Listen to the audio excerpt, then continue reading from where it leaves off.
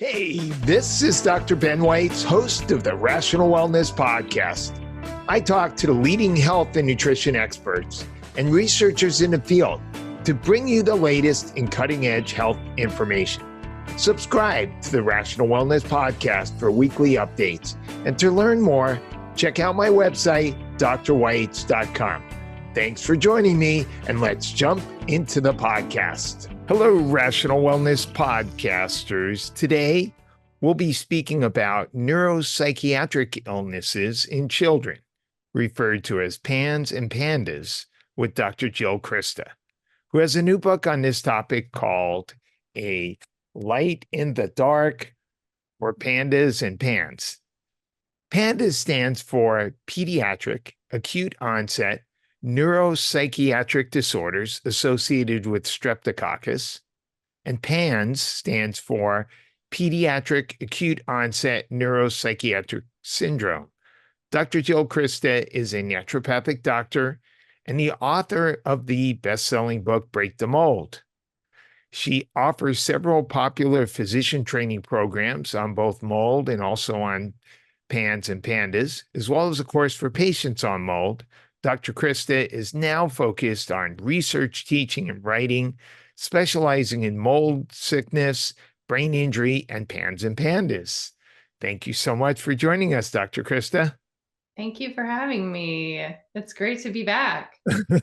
Thanks. So how did you become interested in studying PANS and PANDAS? I'm a mom of twins with PANS. Oh, okay. Yeah, in the trenches. That was before it even had a diagnostic name. My kids are 24 now. So this is, 20 years ago.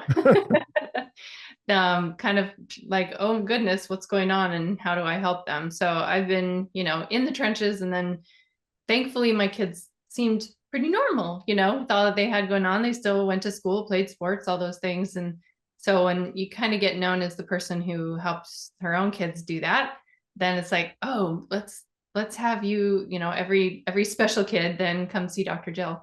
So I got a chance to see a lot of kids with different neurological things going on, and autoimmune diseases and things like that. So that's how I got into it. And the tie between mold and PANDAS and PANS is that in many of the cases that I was seeing, mold was the trigger for the development of PANS. Right. And there certainly just seems to be a plethora of kids with psychiatric conditions these days. Yeah. Anxiety seems to be everywhere. ADHD, difficulty concentrating, learning, there's so many kids with psychiatric conditions. And it's fascinating to consider that these psychiatric conditions may actually be caused by physical things happening in their bodies rather than just this being a mood or emotional disorder. Right. PANDAS and PANS have really, and COVID actually helped us with that as well. This paradigm change in mental health, that it's not just wrong thinking. There's actually something physically going on in the body affecting behavior. Right. Some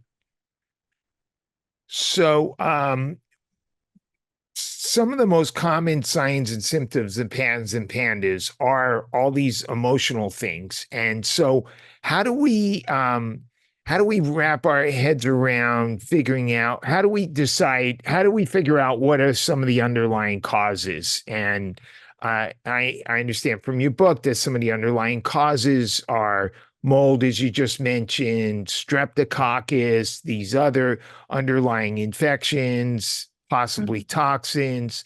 How do we go through trying to figure this out? Well, there's the art of medicine, right? Exactly. If you have a child who develops anxiety, separation anxiety, OCD, tics, we often see urinary sensitivity, so urinary frequency, generalized abdominal pain. There's sort of a confluence of symptoms. There are different clinical criteria for each condition, but anxiety is the one that is in pretty much 100% of the kids. There's some level of anxiety. And what's interesting is I see that with mold as well. Mold exposure, there's I don't know that I've seen a mold sick patient that didn't have some level of anxiousness that's been ramped up. So if there is that acute onset, and now acute could be a mild case coming on suddenly. So it may not be picked up the first time at the onset, but then with recurrences and flares, you get this exaggeration of the behaviors that were happening before, with, not wanting to leave a parent, not wanting to leave their room. Maybe we see some aggression or irritability. We might see some inability to write the way that they could. So they'll start to drift across the page. So there's all these little signs and symptoms. If we can catch the moment when it happened, and a lot of times that's going back in time, families going back and saying, before it was really, really bad, it was kind of bad. About, 4 months before that, remember when, he couldn't stop washing his hands all the time. And we thought he was finally getting it and being clean. And instead, that was actually the first onset. It was acute overnight, but it might have been mild. When we go back and we find, where was the time when the child's behavior really changed? What was there was a fundamental difference or a behavior change, or maybe, again, clinginess to one parent. They didn't want to leave the parent, or they'd cry, or they might act out with anger because they're, that's a real need for them. What was going on before that? So in that 3-month period of time before that happened, did you move to a new house? Did they start at a new school? Did they go to summer camp? All those could be mold exposures. Did you get a new lawn because you just moved into a new house or something like that and sprayed it with a bunch of chemicals to make sure it was, looking like carpet and not like regular lawns? So the weed killers and the herbicides are the number one bad guy environmental toxin in these conditions. And I can talk about why that is, but look back about 3 to 4 months before that moment, and that really tells us a lot about what was going on. And the people that are doing more functional medicine, like you and I, that are treating these kids, we are expanding the triggers beyond just infection. So if you look in kind of in the conventional model, the focus on what's the bug? What's the bug? What's the bug? Let's make sure we take care of the bug. And that's important, because if the child has environmental toxin exposure that has wrecked their gut microbiome, which is where our immune system lives, then 70% of our immune system is from our gut health. If we are, they've just been chemicalized, toxic chemicals or mold, other things like EMFs and mercury, if they've just had a dental appointment and they got a bunch of fillings, or even one filling, if they're a sensitive kid to mercury, that toxin exposure now has set the stage for the infection to just trip the last trigger. So the infection is important to, manage it and keep the load down on the kid, but that's not the whole story. The whole story is, how did that kid get a regular old infection that other kids get and have an autoimmune disease start? So there's the question. Yeah. So I think looking at time helps. Now, does it have to be acute onset? What's the importance of acute onset?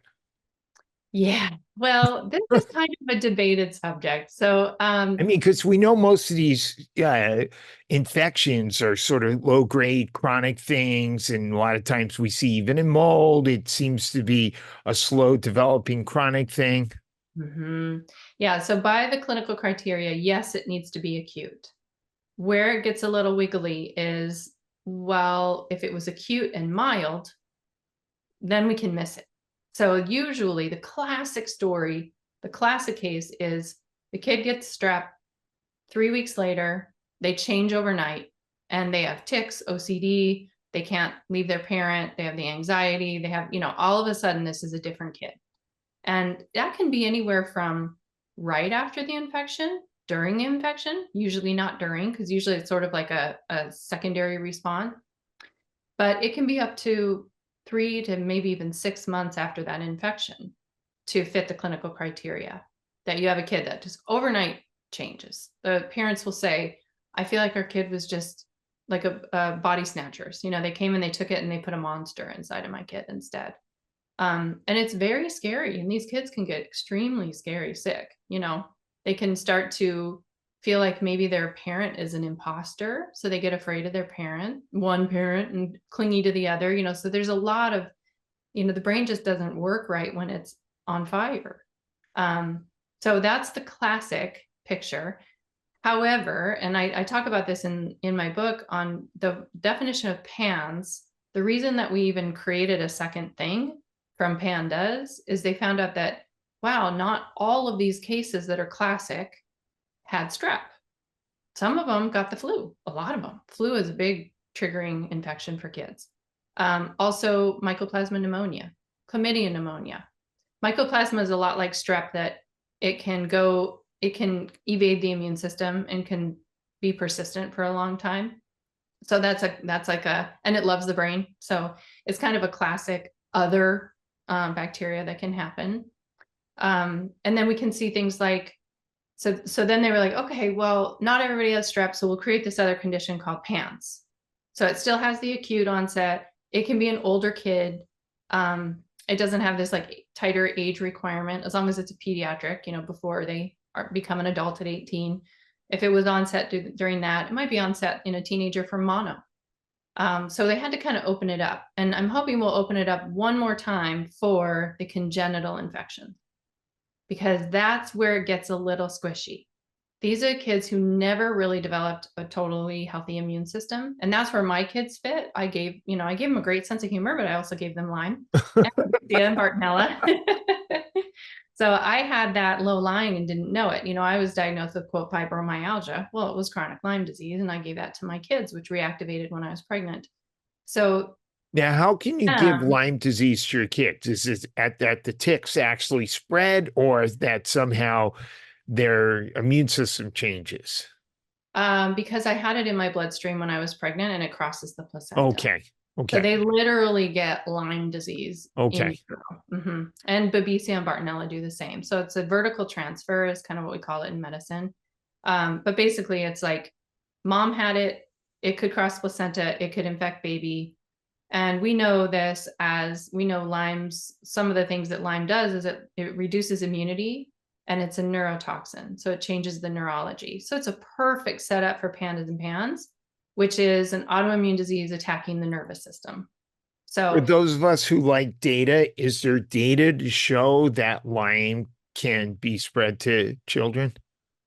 We have animal studies. We have a dog study that Dr. Charles Ray Jones, who I trained with in my Lyme training, when we give a mom dog an infected tick bite, most, but not all, the pups develop Lyme disease when they're born, or test positive for it when they're born. And the cord blood is also positive.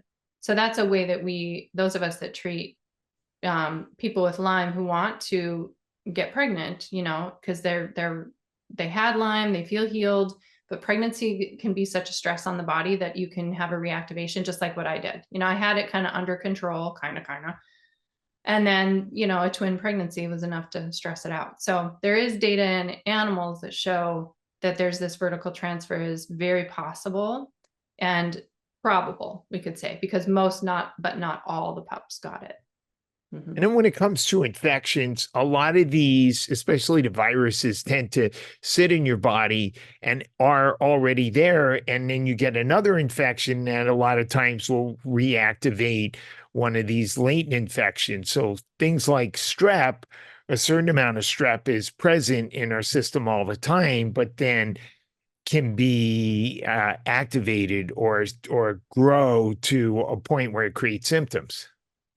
And that's the mold connection. So mold mycotoxins deplete our immune system of all of our respiratory passages. So our sinuses, our lungs, our gut too.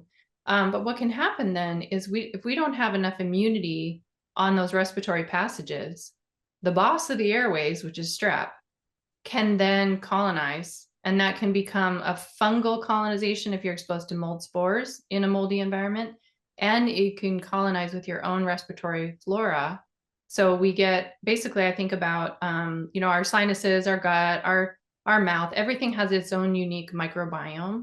And that is a healthy, sharing, commensal community. Everybody's working together, working for the good of the whole kind of thing. But when you get exposed to mycotoxins, that starts to shift. So those commensal species, so all of these good flora that's supposed to be there to protect us, which is primarily strep, by the way. They're not all pathogenic types of strep. Most of the strep in our respiratory passages are protecting us. But there are pathogenic strep that as you're exposed to mycotoxins and you start to get that flora shift to having to act defensively instead of communally. And then over time, that defensive activity is harming themselves and their neighbors. And that allows more non-commensal, or what we'd say pathogenic species, to be hosted in those passages. And then you are dealing with antimicrobials, antibiotics, antifungals, to try to get that system back and, back in balance and have the commensal species take over again. Interesting. Yeah. I want to go down a side rabbit hole just for a minute here and not get too off track. But I've always tried to figure out, I don't understand, but somehow I know they're related, that mold ends up increasing Candida. And I know that they're both fungi, but mold is a different thing than Candida, but somehow you're treating a patient with mold and they end up having this increased Candida that you have to deal with also. A lot of times. So not everyone with Candida has mold illness or mold exposure, because you can get it from, a course of antibiotics or junky diet or those kind of things. But a lot of people with mold exposure have Candida overgrowth. Yeah. And so what the mycotoxins are, let's talk about what they are. So when mold is in an environment, it's making mycotoxins to compete for territory. And what mycotoxins are poisons that are meant to harm other living things. And they're meant to allow the mold to creep its territory. So really the mycotoxin message is, I'm trying to move in, mold's trying to move in. And so when we have mycotoxins in our gut lining, that what mold's moving in means is it is laying a red carpet for the fungal species to survive. And so it's doing things like immune depletion, it's reducing gut motility, it's changing the kinds of nutrients that your microbiome craves. So you become kind of a carb craver versus a protein craver. And so it's just like laying the red carpet and saying, here we go. And then all the other fungi are like, yes, we're going to take over this, And that's how they work together. They compete, but they also work together in that way. Just for a second, I have to go down another slight rabbit hole. I can't help it. But what's becoming really popular in the United States right now are medications to deal with obesity that work by slowing gut motility. And you were just talking about the problems with gut motility, and I treat a lot of patients with gut problems, and motility is a huge problem. Yeah. And now millions of people, and this is even being recommended for kids, are taking these GLP-1 agonists. And I know some people have had wonderful benefits in weight loss, but it works by slowing gut motility. And what plethora of problems are we asking for by doing this? Probably in someone who is healthy, not much. And I'm a huge fan of those for the right purposes, used at a naturopathic dose, not the big old doses that we would do for diabetes. But and actually my friend Dr. Tina Moore, she's taught me a ton about this and is a great resource for that. But in a normal person, that's probably not doing much, because it's changing the motility globally, so from the top down.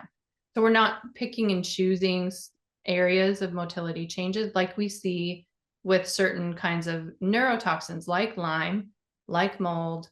EMFs can change the calcium potential in a tissue and can change the motility.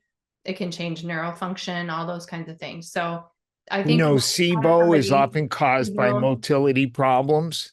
Yep. SIBO is a motility disease, not an infection disease. It's motility first, infection is the result. And that's the first thing I think about when I think about patients who are, affecting their motility.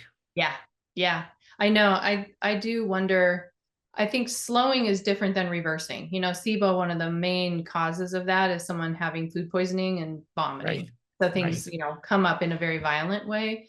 And then because we have the right species in the wrong place, that can affect the neurological system of that area. And then you kind of get focal or targeted neurological problems.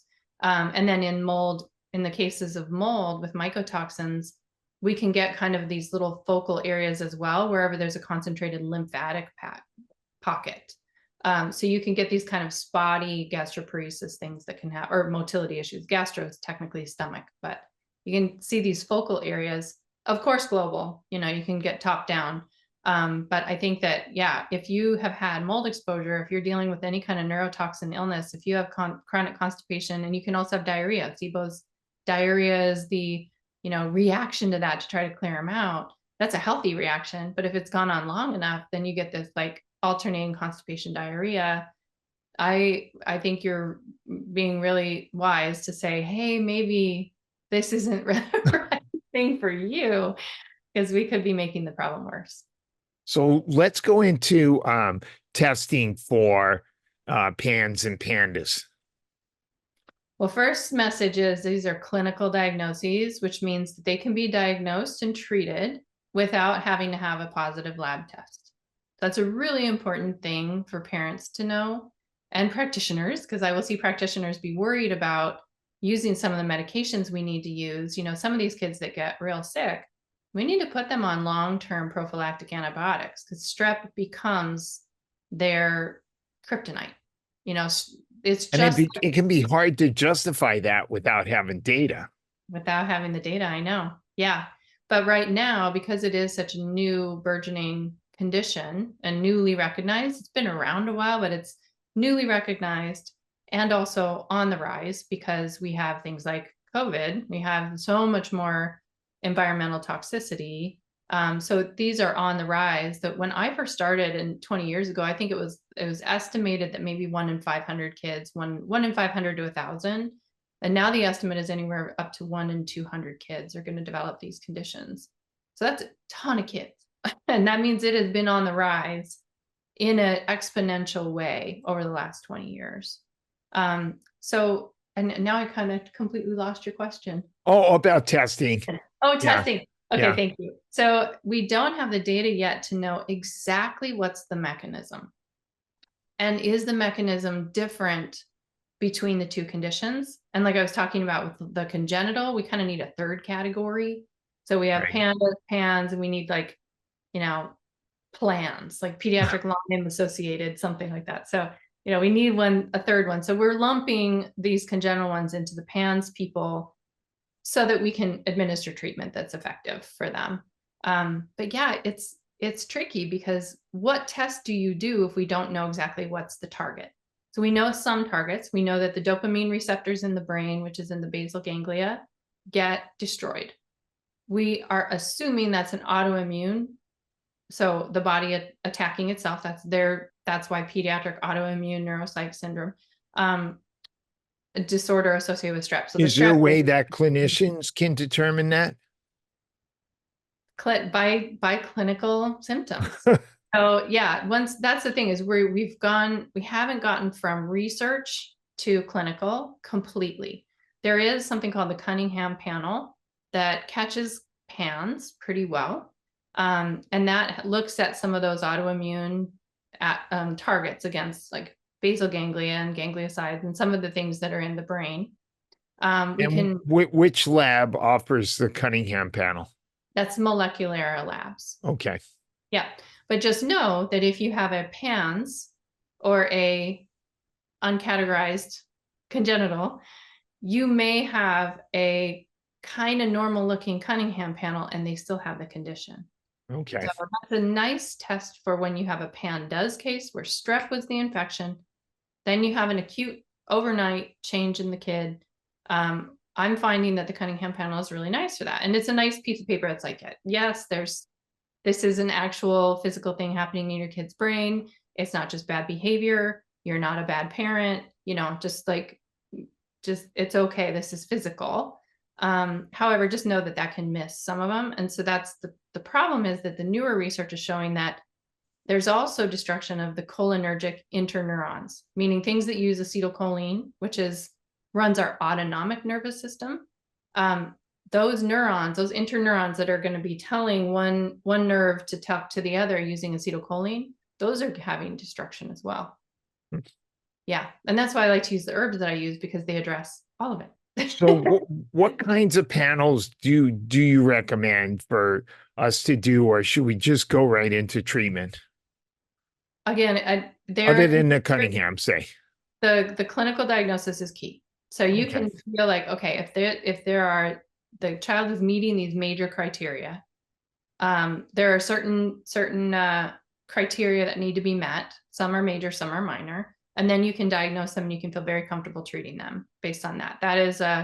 That's standard of care, is that we're using clinical diagnoses and those clinical criteria. Just be really then you do need the acute part of it, the acute Okay. onset part of it.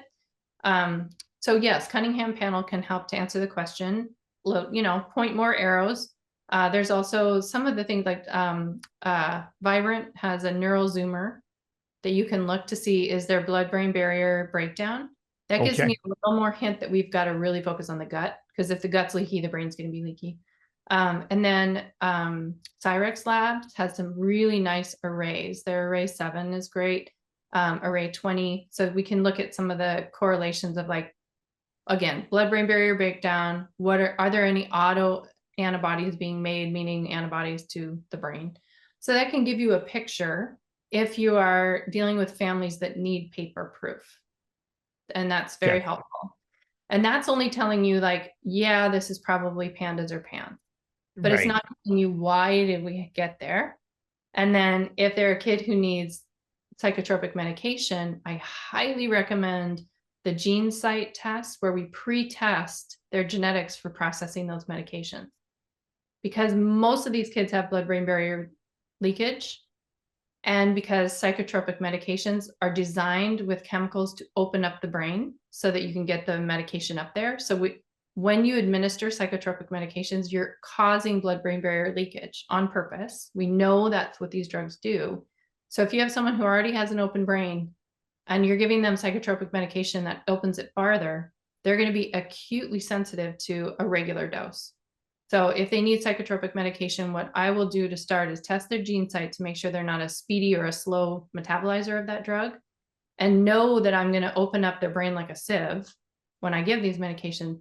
So I start at an 1/8, sometimes even a 1/16 of the normal dose, and you'll need compounding for that. Okay. So Yeah, let's what about if you're suspecting Lyme? Do you do a Lyme panel? that's also a clinical diagnosis, which is Okay. yeah. And congenital Lyme won't necessarily look the same as a classic Lyme. They're not going to have, the blown up joints, but they have joints that tend to injure very easily, and they take a long time to heal. So a kid that's just like, their ankle is out, now their knee is out, now their shoulder feels popping, those kinds of things. Like it doesn't look like a classic Lyme case if it's congenital. Okay. Dr. Jones, he found some core things in kids who were born with Lyme and had Lyme through congenital exposure.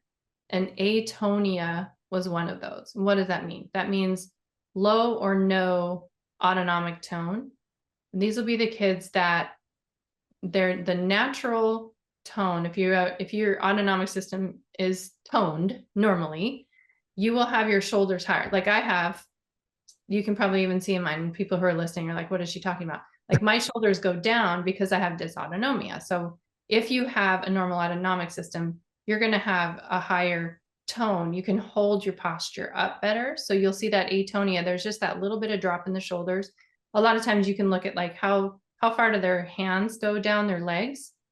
If it's longer, then, I think there's measurements that we can do, but that's because their body is not holding those shoulders up. And so the arms can drop down. So as a chiropractor, that's an easy thing that you can test and see, okay, did they look like they have longer arms than they should? Well, that's because they're not holding the tone. They don't hold chiropractic adjustments well. So these are kids that you adjust them and then the body doesn't adjust to the adjustment, so to speak. There was one other thing. Oh, and then you can tell if they also have vagus nerve involvement if you have them open their mouth, stick out their tongue and go, ah, ah, ah, and try and go, oh, like that, a little higher. Their uvula will go off to the side. And that will tell you that they have some vagal nerve. So something's going on in the autonomic system that we can take a look if they have. Those are little teeny tiny signs that it's like, this might have been a congenital. And then you look at mom You check out her history. If there's any, history of Lyme, history of fibromyalgia, those kinds of things, then we have a kid that may need to be treated for Lyme. Okay. So let's go into treatment. Oh, I thought of one more thing. Oh, yeah. One more thing. If there's Lyme borrelia, which is a spirochete, the way that they move through the body is they corkscrew through tissues. And kids will have ticks that have a twisty or corkscrew nature to them when they have that. When they have sinus colonization, they will have a lot of eye blinking as part of their ticks because their body is, or they might even hum. Their tonsils have turned into just mush and they're hosting a lot of things. They will have a hum because they're trying to increase the nitric oxide on the surface and kill the bug. So we can watch what the ticks are doing to tell us where the kid needs support. Do you swab the nose and test for strep? Okay. Yeah, I test for everything. Mm-hmm. Okay. Yeah.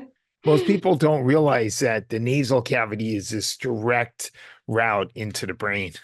Yes. I mean, I created a couple of images in my book for that very reason, to show that strep throat also becomes strep nose. So what happens is when you get strep throat, the body will send messengers down to the lymph nodes in your neck, and then it'll make antibodies. And then those antibodies get sent to the throat, but also up to the nose, because the body's like, well, duh, it's our breathing zone. Like, of course our nose is going to have problems if the throat has problems. But when those antibodies get up there, we know from mouse studies, when they put strep on the nose of mice, those antibodies will migrate back to the basal ganglia, to the brainstem. And that's what's running our whole background autonomic system. And then they see that they will start to make antibodies to that own tissue just by getting repeat exposure to their nose. A great study out of Colombia. Yeah. Oh, wow. Fascinating. But it's not the strep getting in the nose. Right. It's the antibodies, which means every time you have strep throat, you could be getting destruction of the central part of the brain with the PANDAS. You wonder what role this can play in development of dementia when they get older, because you were talking about like deteriorating of handwriting, and that's one of the characteristic things you see with patients with Alzheimer's. I think there's a high possibility of correlation with Parkinson's and early onset PANDAS because of the basal ganglia destruction. And then we also know about the research that's been done about how amyloid plaque builds up to protect the brain from infection. So you're getting these antibodies into the brain, and then, it's probably setting up an increased risk of this amyloid plaque building up to protect the brain. And so.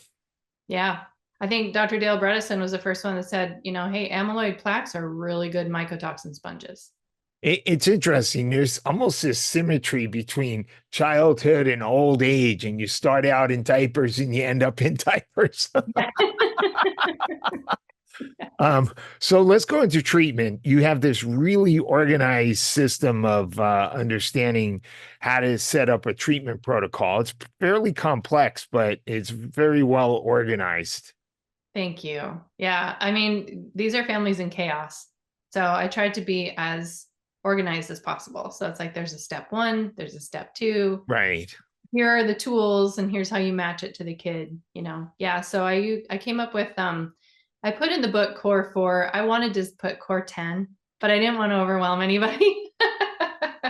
So I made 5, 6, 7, 8, 9, 10 is all part 3 in the book of like, this is how you actually do recovery. And the core 4 is how you do rescue. So that's the let's get out of crisis mode. And then when you're out of crisis mode, please go to part 3. That's how you get out of this finally, Right. And keep your kid not so flareable. We see flares happen about every 3 months. And that's the tricky part with treatment, is then you start administering treatment, the child might be really getting better with that. And you can be high-fiving yourself. And it's only because that was the course of the disease. It was going to calm down anyway.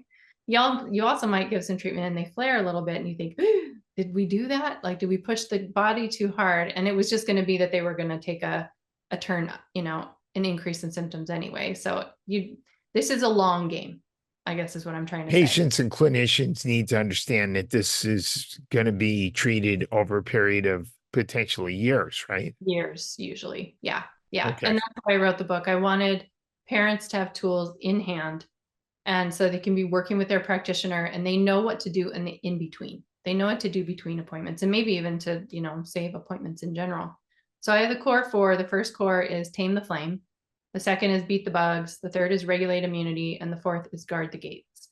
And that's the rescue plan, So tame the flame has to do with all neuroinflammation. So neuroinflammation means inflammation of the nervous system. In these cases, primarily it's in the central nervous system, like we were talking about deep in the brain. So we're trying to take things that are going to calm down the neuroinflammation and paying attention to the triggers. So if we're only focused on a bug, we might just deal with the inflammation you could handle with Advil. But it isn't only that inflammation because they have environmental exposures that set the stage. So we know that there's going to be mast cell involvement.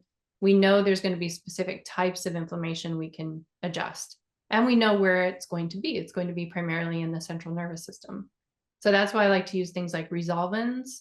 These are the most anti-inflammatory aspect of fish oil. So they're extracted out from fish oil. Also known as like SPMs. Yes. Yeah. SPMs, special pro-resolving mediators. They can go into the brain tissue and they can reduce inflammation. So they're fat soluble. And that's one of the reasons I put that as the first thing, because we know the type of inflammation those are going to deal with. We know if we extract that out of the fish oil, even people who have histamine responses to whole fish oil can tolerate these extracted aspects. They don't get a histamine flush from them. What do you think about patients who have fish allergies? Yeah, they can't take it, unfortunately. Right. Mm-hmm. Okay. Yeah, I know, that's the bummer. And that's why I put other tools, because it's like, well, that's not the only one. We can get at it a different way. Right. Another nice fat soluble thing that tames the flame is PEA, which is not the food P, but palmitoyl ethanolamide. And it's basically this thing that we make in our brain naturally to reduce inflammation. But if you have an attack on the brain, you will plow through that. So that's a way to get that nutrient, we could say anti-inflammatory nutrient, back in the brain where it belongs. And that's another fat soluble one. So if I have somebody who's fish allergic, then we'll go heavy on the PEA instead. Okay. And then feverfew, which I usually think of something for headaches. Yes, the parthenolides in feverfew are amazing. They are hitting the type of inflammation that we get with these autoimmune attacks. And I cannot tell you, I mean, I have emails that I get that I'm just in tears reading, that a family will say, our kid's been sick for 4 years, won't come out of their bedroom, has stopped reading, can't go to school, obviously. This is a kid who's losing their childhood. They started the child on feverfew only. And then they're like, okay, well, they didn't react too bad, so we'll add resolvins. So it was feverfew and resolvins. And the resolvins wasn't even till the tail end. And in 2 weeks, the child was out of the room, reading chapter books to the parents, and it completely transformed the child. So Wow. brains are inflamed, and we have so many tools to help them with that. And then under flame that tames, you have these other categories. So you have the mast cell managers. Right. Yeah, because I mean, there's different kinds of flame. So again, if it was just Advil, and sometimes kids are sick, we will go for the ibuprofen. Absolutely. A 2-week trial of ibuprofen as a clinician, that is a wonderful test, because if that changes the child's behavior, you probably have a PANDAS PANS kid on your hand. So just a 2-week trial of ibuprofen, a nice high dose, like 10 mgs per kg kind of thing. So it's more of a pharmaceutical dose, and you got to warn families, if you do that, there's a risk of GI bleeds. There's a risk of bleeding in general. There's kidney things that can happen. So for a 100-pound kid, you're talking about 2,000 milligrams? Is it throughout the day? Mm-hmm. Yeah. Okay. Yeah. And then I always do that with BPC 157, so we can protect the gut lining. Okay. And so we can tolerate it. So, you do it functionally, right? Right. It's a very helpful drug. And there's these other things that we want to make sure and protect the tummy lining. But you don't do that forever, but that's a wonderful drug trial to see if there's a profound change. And you can see a kid who's ticking, who can't sleep. Maybe they haven't slept for 2 days. These are all the things that we can see from the autoimmune destruction of the basal ganglia. Why is that? Well, that's because those receptors receive dopamine, and dopamine can transfer into glutamate really easily. And those are excitatory brain chemicals. So is acetylcholine. So those cholinergic interneurons, when they get destroyed, acetylcholine doesn't have anywhere to go. So the kids their brains are swimming, drowning in these excitatory brain chemicals. And that's why the tics, and that's why the OCD, it's like there's all this energy with nowhere to go. And that'll cause, in a lot of cases, it can cause insomnia too. Okay. You have Perilla, which is an interesting one. We've used that for allergies. Yes. Yeah. And allergies are mast cell mediated. Right. You know? Have you tried that product with the quail eggs from Integrative? Yeah, I haven't seen huge differences. I know some people say it's a game changer, but I think for my patient base, we're also talking about dietary things typically. Okay. However, with PANDAS and PANS, one of the symptoms can be restricted eating. And so we want to be really careful not to add to that problem. So my only 100% like diet advice is organic. And everything else is on the table, because if you have a kid who's restricting food, we don't need to take away anything. Now, are there perfect things we could add? Yes, we could do a histamine-free diet. A lot of kids with mold exposure have high oxalates. We can, reduce their oxalate load, but histamine is usually the one that makes the big difference in a kid because of the mast cells going into the brain, spilling histamine. A lot of times we can make a big dent there. That's because of the glyphosate, do you take away gluten? I don't, because again, the restricted eating thing. Okay. So just say, take the pressure off yourself. These are parents who, a kid isn't sleeping for 2 days. Okay. The parent can't even take a shower without the kid because the kid has separation anxiety.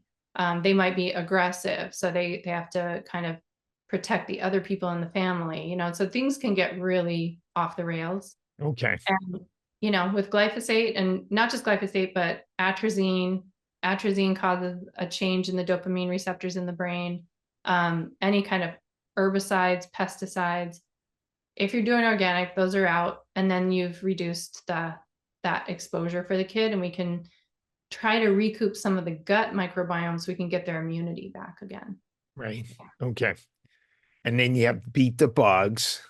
Beat the bugs. So the bugs are a problem. What got the kid here, like I said, was this pre-state, this antecedent state that they had immune depletion. That's where the environmental toxins really come in. But then there's a bug. So there's been a few cases where a kid had an acute glyphosate toxicity, like played on a soccer field. I have one case where played a soccer day, a whole tournament day, and they had just sprayed that morning and they didn't tell anybody. So they had just sprayed everything and the kid developed PANS. We couldn't track any other infection. So in a few cases, it's environmental only. But in the majority of cases, then there's an infection that challenges the child's immune system, and the immune system just wasn't up for it. So we do need to beat back those bugs and get things back in balance. And so the first category you have is these botanical avatars, and you have Chinese skullcap as one of your favorites. Yes. Botanical avatars, I name them that because an avatar means an ideal. And so when we look at all of the mechanisms that go into this condition, the immune depleted state, the brain chemistry changes, what happens with the receptors themselves, if they're food restricting, low blood sugar, we're looking at all of the things, gut microbiome. And when we look at the whole picture, these avatars in this section were perfectly made for these conditions. You could use that one plant and that one plant only and make a big dent. So for me, that once we get the kid out of flame, then the avatar becomes the foundation at the base of everything that we do. So an avatar stays with them their whole treatment period. And then we plunk the other things on top of that. So Chinese skullcap is wonderful because it's great for mycoplasma pneumonia, which is a really hard bug to get at. Also for strep, and it has all the other things, the brain chemistry balancing, the gut microbiome. And we see that things like that, Oregon grapefruit, they have antibiotic activity, but people are like, okay, so does that mean it's going to wreck the gut? Well, it turns out that those two plants actually increase the butyrate, which is the favorite food of our commensal, of our favored microbiome in our gut. So the plants don't act the same way in their antimicrobial property as a drug does. Oregon grape is basically berberine. Is that the Mhm. main ingredient? Yeah. Yeah, but the whole plant is what changed the butyrate, not just the berberine. The berberine Okay. doesn't do that.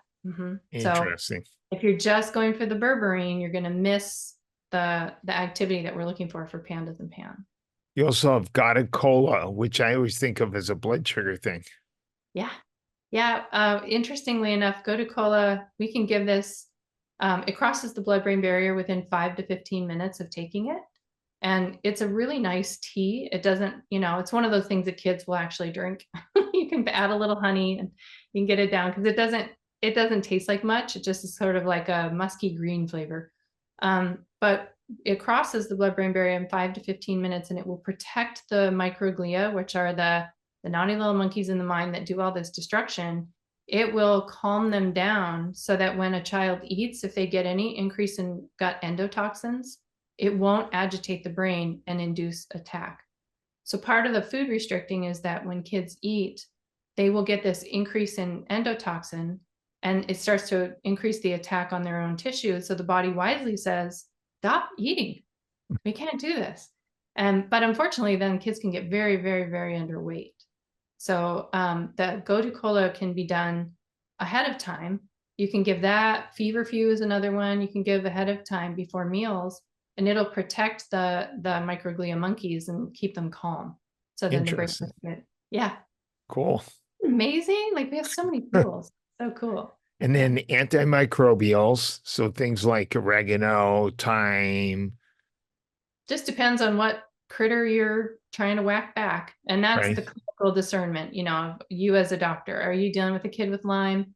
Probably need to get some cryptolepis, some Japanese knotweed. You dealing with a kid with parasites. These kids can get really wormy because they don't have the gut immunity like most of us. There's a lot of hypogammaglobulinemia in these kids. That was why they got PANDAS PANS. So they can tend to take on parasites. So I use a lot of black walnut with them and a lot of, just treat them aggressively. They need the help, or fungi. We need that oregano and thyme. And you also talk about making a steam out of some of these herbs and getting it into the nose that way. Yeah, that's in the guard the gates because we do need to, their defenses are down. These are kids whose defenses are down. And just a simple steam inhalation can be both calming to the child, and it calms them from a few things because those volatile oils are also acting as an aromatherapy. When we steam some of these plants that we all know and love and we're familiar with, like kitchen herbs, sage in particular, and thyme, you can steam them. Those volatile oils have more antimicrobial property than eating the plant itself. So once we steam it, something magical happens. And steam can reach every part of the sinus cavity. So a nose spray only goes so far, but a steam you can get everywhere, and you can get into the lung tissue as well. There's some research showing that a change in the lung microbiome can affect the brain as well. It'll agitate the microglia monkeys in the brain. So a steam is getting all of that taken care of. So we have the effect of the volatile oils on the bugs themselves, but also on the brain chemistry aromatherapy effect.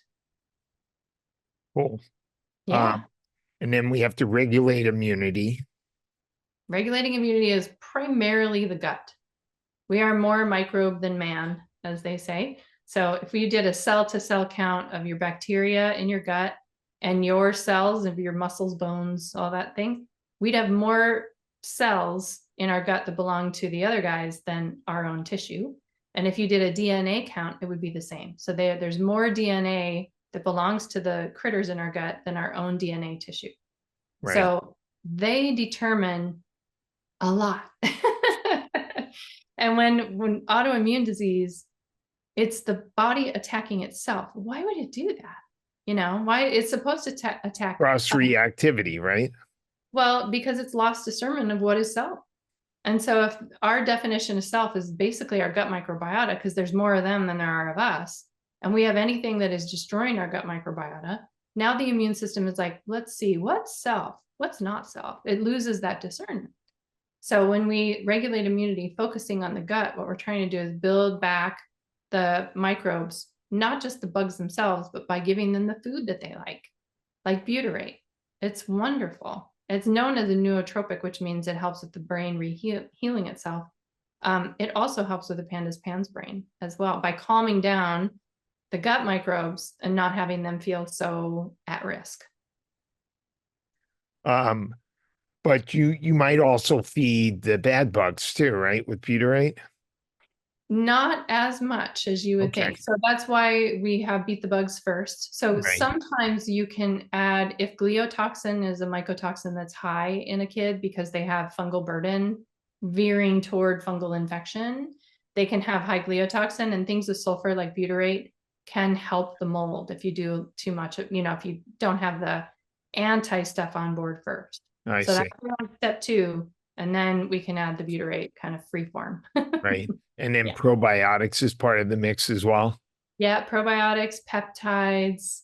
Yeah, those are all things. And then regulate immunity. We didn't really talk about what drugs fit in each of those, but that's where IVIG would come in, because some kids do need that.